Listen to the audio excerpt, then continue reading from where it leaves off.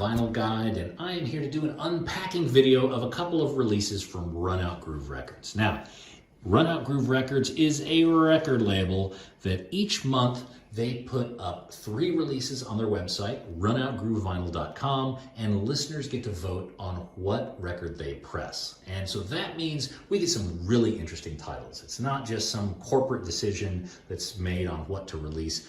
These decisions are made by actual listeners and purchasers of vinyl records. And here are 2 records which are really super interesting. I'm glad to see on vinyl. L7, Best of the Slash Years, and the Germs, live at the Starwood, December 3rd, 1980. 2 releases that I don't believe have been on vinyl in the past, or if they have, it was so long ago. Let's check each of them out. Let's start with L7. So L7, Best of Slash Years. L7, great band out of Los Angeles around the early 90s. They were quite synonymous with a lot of the grunge and the semi-punk bands of the era, and there was a period where I was listening to Bricks Are Heavy quite a bit. Shitlist was one of my theme songs for quite some time, so I'm glad to see this compilation finally come out on vinyl. Now, this is a single vinyl release.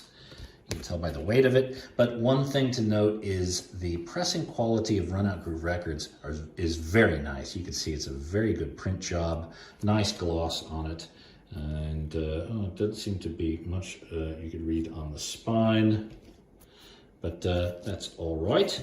Let's open up the record, shall we? Ooh, not only is the Slash label, but we're looking at, oh, cool green record. I like these. I was told by a person who works at a record pressing plant that colored vinyl is quite often superior to black vinyl. Now, I know this argument kind of goes back and forth a lot, but one of the things that they said is at a pressing plant, black vinyl is where they put all the remainder stuff. You know, they'll have bits of color from all sorts of other sources. They'll throw it in the black vinyl, and they'll also put regrind in, which is old records that have already been pressed into black, and you can't really tell the difference. If you see a colored vinyl, you can be pretty sure that this is the first time that it's gone through the pressing process. Anyway, don't know what to believe, but this looks quite cool. Again, L7 is a really fun band, and if you're not as familiar with them, then start with the Best of the Slash Years, and if you like what you hear, you can move out from there. So I'm going to put this aside for the moment. Let's get over to the Germs. Now, the Germs, a very legendary punk band. They didn't last a very long time. This is a gig in December 3rd, 1980. The lead singer, Darby Crash, died, I think, on December 8th. So about 5 days after this gig happened and was recorded. The Germs, they are a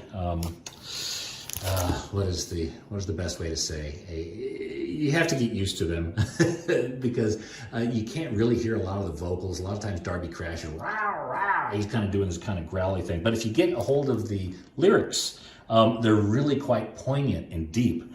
That's one of the reasons why the Germs have continued to be this attention-grabbing band and someone to check out even some 40 years later. Beautiful pressing, nice cardstock here. Look at that spine, beautiful. All right, it's a double record set, it appears to be.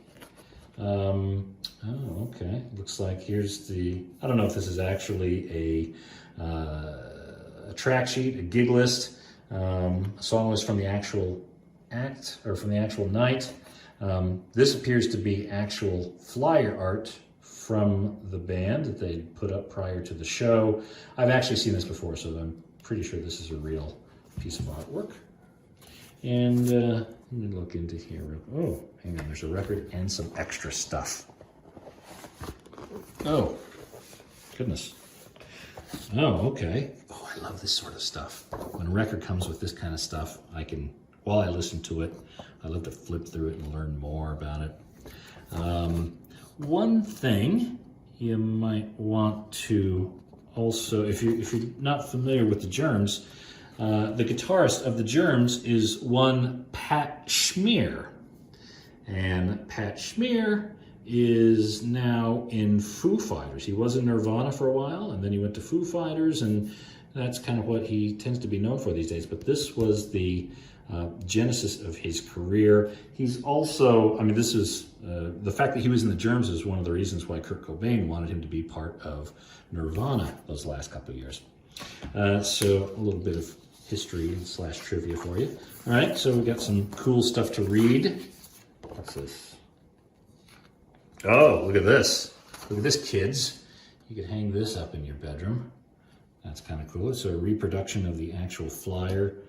Copyright 1980 Sean Kay. So, interesting.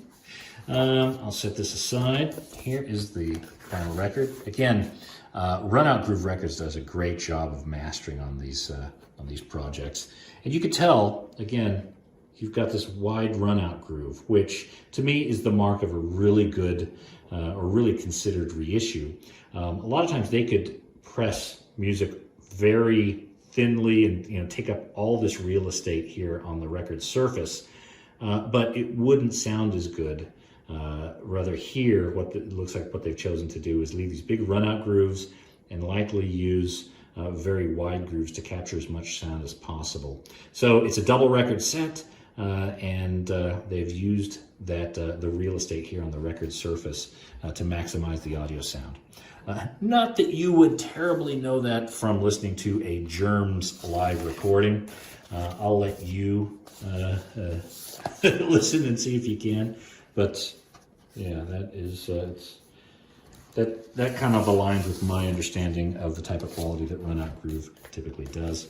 Here's the second record. Looks like a slightly different color. Okay, a little bit more blue in this one. Still wide run-out grooves, which is nice. And there we have it. So Germs live at Starwood, December 3rd, 1980.